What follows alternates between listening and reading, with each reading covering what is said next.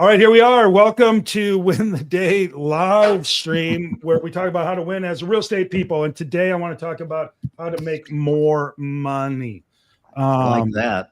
Yeah, how to make more money, how to do more anything, or how to do anything for that matter. And I was thinking about this because my group was down. We're starting to catch up. We're in a little dip again. Momentum's a fickle partner. But at any rate, so I sit around thinking about this stuff, and the question comes up, okay, we got to do more. And then my question right after that is, okay, fine, you got to do more. Great. How? What are you going to do more? What does that look like? How are you going to do that? All right. So then if you want to make more money, the question becomes how. All right. So I look at it, well, you got to take more listings. Wait, no, that's not true. You have to take more sellable listings. Take more listings that won't sell is a drain on the limited resources. So you got to take listings that are going to sell. Okay, so be smart about what you're doing. What else you have to do? All right, so take more saleable listings. Okay, how is the question, right? Comes up, how? All right, I got that. And you work through it. Okay, well, I guess I got to talk to more people. Okay, like that. I got to learn what the right price is. Okay. Just write this stuff down, right? Break it down. Break down your elephant into smaller bites. If you're not getting what you want, identify what you want, and then just ask yourself, okay, if I'm going to do that, how am I going to do it? Right? If I'm going to go from Destin, Florida to LA, how am I going to do that? Am I going to drive? Am I going to fly? Am I going to walk? Am I going to run? What's that look like? Okay. How? Right? Chunk it down. Yeah. All right. So I'm going to drive. Okay. Where am I going to go? Do I have a map? Do I need a map? Do I just point west and just hit the pedal? Right. How? And just keep going. How am I going to pay for it? All right. I'm going to need money. Where am I going to get the money? How? So you guys, it's really simple. And I'll just break it down from a real estate standpoint. If you want to make more money in real estate, take more sellable listings. That's how you're going to do it. How are you going to do that? Well, you're going to have to talk to more people. How are you going to do that? Well, a couple things you can do is identify where you're going to build your business and figure out who all the owners are and go knock on their door, call them on the phone, do social media, come up with a how to all those, right? It's the same stuff we talk about all the time, right? You want to lose weight, diet and exercise. You want to make more money, take more sellable listings. You do that by talking to more people. The other thing you need to do is understand pricing. What is a sellable listing? If somebody lists $1 million house or a $500,000 house for $1 million, is that a sellable property? It's going to get tough. You might need a hat and a cape and a wand and a bunny in that hat. Right? So you got to understand your market. You have to know what to say. If you don't know what you're saying and you're shooting from the hip, you're improvising and doing all that stuff, well, you'd be very good at that. You need to be very, very good at that. Or you can learn the scripts. The scripts are everywhere. We did it last week. I get people asking for the scripts. Just Google Mike Ferry scripts. If you're in K-Dubs, the bold scripts. You can get bold scripts anywhere, right? Yeah. Yeah, right. I mean, and if you're you can go chat GPT and just say in the voice of, and put it in there. Yeah, you don't need my scripts, because I offered my scripts and I started thinking, what, my scripts are very honed to investment real estate. I don't know if that's really going to help you, but the Mike Ferry scripts, the bold scripts, the Brian Buffini scripts, the Craig Proctor scripts, I don't know, whatever scripts, those are built for a general audience. All right. So sorry if I led you down a path. You need to know the stats. All right. So you need to know if the house, all right, you understand how to do pricing. Okay. That'll be a little different. How do I understand pricing? Well, if the prices are going up, if the trend line is up, you can price high and the market will get to you. You need to understand that concept. If the trend line is down, prices are dropping, you cannot price a high, because then the market's going away from you. You have to price ahead of the market. That's what I mean by understanding pricing. Understanding the stats will help you know if the prices are going up or down or flat. Okay. Mm-hmm. So my point in this whole thing is, if you're adrift, not making enough, I don't care if you're in real estate, if you don't have enough dates, if you're single, if you don't have enough food, if you're hungry, whatever your world is. If you need something, simply ask yourself, how do I have to, or what do I need to do to get what I want? And then just start asking, how do I do that? How do I, you just make a list, 1 through 5 million. It's not going to be that much. There's usually 2 or 3 or 4 things. And then break those 2 or 3 or 4 things down into, okay, well, how am I going to do that? Okay. I need to talk to more people. Okay. How am I going to do that? I'm going to door knock or phone call or do social media or open houses. Okay. How am I going to do that? All right. I'm going to look up the phone numbers. Okay. How am I going to do that?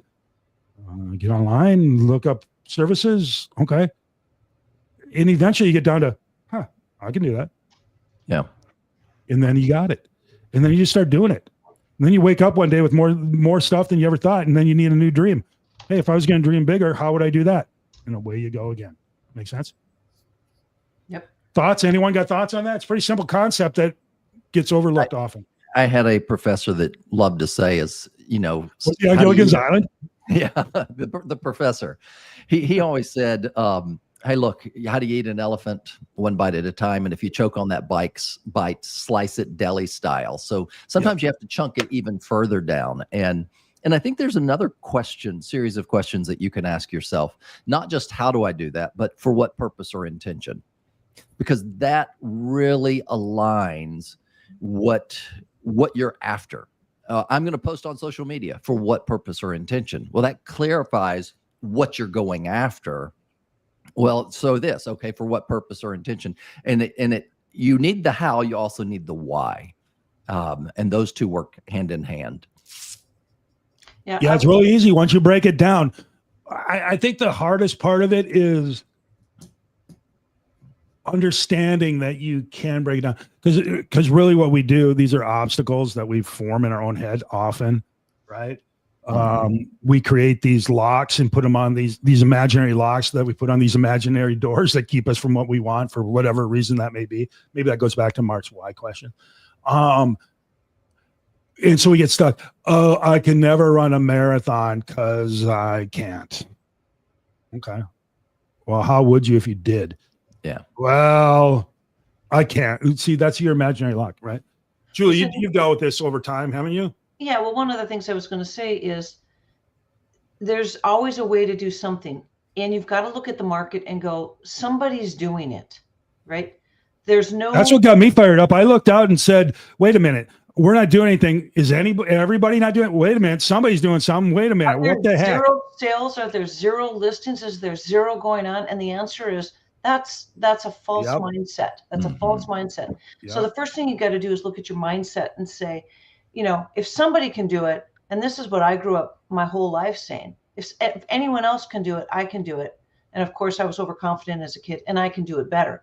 But you don't have to necessarily have the mindset of I can do it better.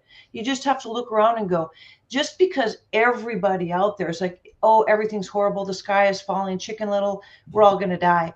And that's not true. Okay, that's simply not true. And you've got to look at what is true. And people are buying and people are selling. So as everybody is sky is falling, getting out, good, more market share for me. You've got to look at your mindset and say, okay, it's still happening. So what do I need to do to get a piece of the pie? Mm-hmm. And there is pie. So you just, what am I not doing? Good morning, Maria. What am I doing that is not working? And change it. So make maybe that you change. have to increase your numbers. Maybe you have to do better follow-up. Maybe you have to do more. I mean, like I look at one small area and become the master of that area. Know everything about it. Like you said, John, if prices are going up, the reason why a lot of realtors got overconfident in the last 7 years is because prices were going up. It was a seller's market. There was no skill necessary. You didn't need to know how to price a home, because whether you priced it right or wrong, that just adjusted how many offers you got. Mm-hmm. So now in a flat or going down market, you have got to price it properly. And you have to have conversations with the seller about what we're going to do if we don't have X amount of showings, X amount of viewings, X amount of, in person. You've got to know the strategy in order to price it aggressively to stay ahead of the market. So people are buying. It's just that buyers have more options now, and you have to, when you're listing properties, be more knowledgeable and professional about how you price. But regardless of what's going on, people are buying or selling. So figure out what they're doing in your market to get your market share. Yeah, I want to talk about something real quick. You said, if they can do it, I can do it and do it better. So here's the thing on that. I like the better. Have that be the chip on your shoulder. It's not a necessary thing. Maybe it's the thing that pokes you when you don't want to go, or pulls you when you don't want to go. But the only one you need to do better is your current situation. If you're not happy with your situation, you need to do better in that situation. It's not necessarily the one. You start comparing yourself to somebody else, you're going to get frustrated quickly. So be careful with that. No, I want you to be better than everybody. I mean, if that's your competitive spirit, go for it. But just be better than your current situation will be a more sustainable situation. Would you agree on that, Destiny? You look like you're... Oh, yeah, I would totally agree on it. I don't think it even has to be do it better, do it your way. Do what works for you. You know, well, if you're not happy where you are, you got to change where you're at. So if your way's staying, I mean, be careful. Absolutely. I think we get so stuck on listings all the time because, we make more money off of listings and they're more exciting, but there's buyers out there too. And so if you're putting yourself in the line of right now buyers, doing more open houses, increasing your open houses, there's no reason why that open house can't be your office. What if it's your listing that's the open? Ooh. Exactly, that too. So put yourself in the line of buyers because they're ready and willing, and you're not waiting on a listing to sell. You've got a buyer who can maybe get closed in 30 days. That's a paycheck for you. Sounds like you're pretty good how to do open houses. Well, and I think do it and do it better. You mentioned a marathon, and it reminds me of once I was doing the Chicago Marathon. I've run that about 6 times. But I was running back in. There's a stretch where you're running back into town, and there's this guy in a wheelchair, and he's literally walking in his wheelchair. He's got a helmet on, and on the back of his chair, it says, "Please don't tap on my head." And I was like, that's interesting. And then it hit me as I passed by. Number one, there's 40,000 runners in the Chicago Marathon. And it struck me that this guy's done other marathons in a wheelchair. He's done it without that sign where 40,000 people passed him and tapped his head. Now imagine for 26 miles, 40,000 people tapping you on the head saying, "Good job, bud." He did it first, and then he improved upon it. And he said, okay, it doesn't work for me to have my head hit by 40,000 people. And he improved upon it. So a couple things. Somebody else is out there, even in a wheelchair, determined to do it. And number 2, do it and then do it better. Always be in that pursuit. But the better part is you don't have to be number 1. You don't have to be the world record. Yeah. If you compare yourself to everyone else is average. Okay. Think of the bell curve. You're going to have average. Well, the bottom 10%, the bottom 20% are getting out. And then you have the average that's dropping down. You just have to stay ahead of average, and average is mediocre anyway. So you don't have to be in the top 1%, 2%, 5%. You just have to do it better. You don't have to outrun the bear. You just have to outrun all these other runners. Hey, look, 74%. I just have to outrun you. 74% of realtors last year didn't even close a deal. If it's maybe not even doing it better, but doing it more, go that extra mile that the average agent is doing, or that agent that's already doing it, go a little bit further than them. And I think that's going to put you in that better space. Yeah. That is better, right? Give me an example. Give me an example. What is more? What's the extra mile? So the extra mile is if your method of lead gen is dialing on the dialer, do 4 hours a day instead of 2. Love that. That's pretty good. How open houses, do 5 open houses instead of 3. Do more than what everybody else is doing, and that's going to put you in that better space. You'll have the upper end. The more you can always, when you're starting, apply more. Mm-hmm. And in the application of more, you arrive at better because of time on task over time. That I think is what most people aren't willing to do. They want to. Let me give you a little help on this, people. When you start getting into more, be careful, because when you start doing a plan, okay, I'm going to talk to 20 people.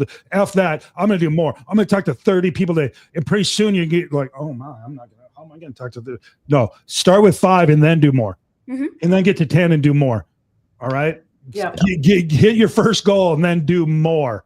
Don't more and don't start better. adding the mores to your plan. Do your plan and then add more. Build up the weights on the bench. Yeah. But yeah, you also have to do Build more up. and better. So each call, Yeah. be assessing yourself and say, Okay. I'm going to do better. My scripts need to improve.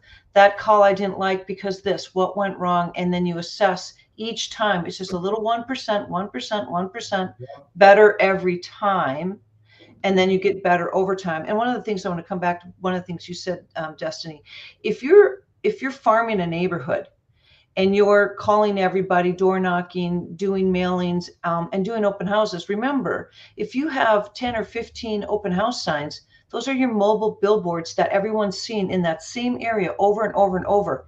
You're going to get more listing appointments in that neighborhood, because when people go to figure out who they're going to use to list their home, they're going to call maybe the person that they last worked with, or their family member, or somebody who they know, but they're also going to call the expert in the neighborhood. And if they see your signs all over the place, you're already an expert in the neighborhood, no matter how many years of business or transactions closed, because they see you work in that neighborhood and you get to go on those listing appointments.